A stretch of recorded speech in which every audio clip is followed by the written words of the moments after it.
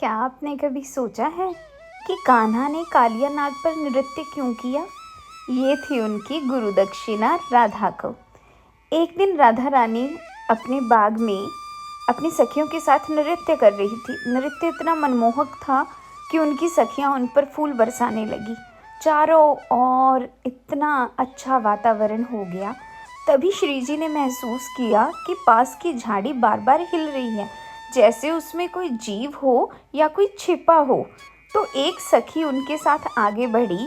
उन्होंने उसके पीछे देखा कि झाड़ी में क्या है। तभी उन्हें कुछ सरसराहट सुनाई दी। उनकी सखी ने झुककर देखा तो उन्हें एक मोर पंख वाला मुकुट दिखाई दिया।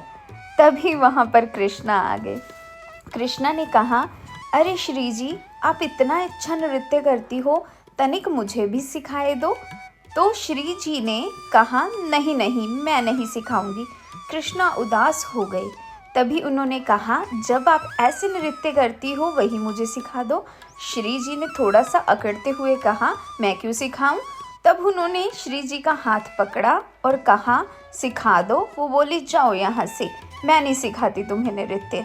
कुछ दिनों बाद श्री जी ने देखा कि कान्हा कितने दिनों से उनके पास नहीं आए। तो उन्होंने अपनी सखियों के साथ यमुना तट पर जाने की योजना बनाई कि कान्हा वहीं मिलेंगे। तभी उन्होंने देखा कि कान्हा ने एक मिट्टी की मूर्त, जो कि राधा जी की थी, वो बनाई हुई है और उन्हीं से नृत्य सीख रहे हैं। जब राधा जी समीप आई तो कान्हा ने उन्हें दंडवत प्रणाम किया और कहा, आइए गुरुजी। तो राधा ने हैरान होकर पूछा कि मैं गुरु कैसे आपकी? तो उन्होंने बोला, मैंने मूर्त बनाकर आपका नृत्य सीखा। तो वो बोली, ठीक है, करके दिखाओ। तो वो बोले, ऐसे नहीं, मैं किसी विशेष अवसर पर आपको नृत्य करके आपकी गुरु दक्षिणा दूंगा।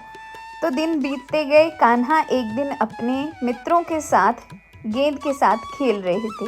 तभी गेंद पानी में चली गई और पीछे ही कान्हा ने उसमें छलांग लगा दी। नदी में जाते ही उनका सामना कालिया नाग से हुआ, जो कि 100 फन वाला नाग था। कान्हा को अपनी गेंद मिली तो कान्हा जी ने उसे कहा कि यमुना छोड़कर चले जाओ। वो नहीं माना तो कान्हा ने उसके सिर पर नृत्य करना शुरू कर दिया। श्री जी दूर कुंजवन में बैठी कमल के फूल पर ये सब देख रही थी।